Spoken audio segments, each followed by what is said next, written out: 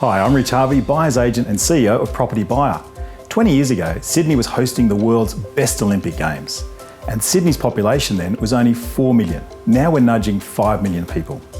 Facebook didn't exist, nor did Twitter. In fact, we're using our mobile phones for just making telephone calls, and that's all. The median house price in Bondi was a mere $860,000, and that's $2 million cheaper than today. You could get a house in Cronulla, the jewel of the Shire, for about $921,000 compared to $2.2 million today. In Paddington, the median price was $850,000, while today it's $2.3 million. Further to the north, in Hornsby, you could buy a house there for $458,000, while today you'll pay closer to $1.4 million. And in the west, at Penrith, a median house price was $254,000, while today it's $640,000. You know, the best time to buy in Sydney was 20 years ago, but the second best time is right now. But that growth was a one-off, right? Will we ever see that enormous capital growth like that again? Well, it's not easy to get perspective on time.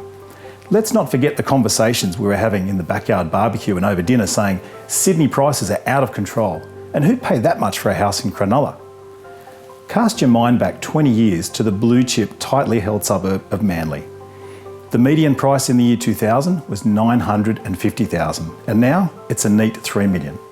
There are countless other examples, like Chatswood, which had a median of $823,000, is now $2.2 million, or Edgecliff in the east, which went from a median of $921,000 to $1.9 million. You see, the opportunity cost of doing nothing is enormous. It's easy to procrastinate at property in the best of times. You're too busy to take on the task of finding a place and looking for your next home or investment.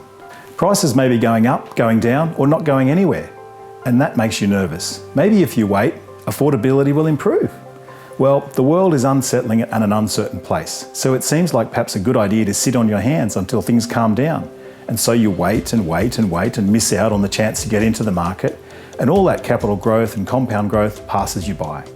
Well, that same compound growth over 2 decades ago helped those people that bought in Bondi, Paddington, Manly, or even Penrith.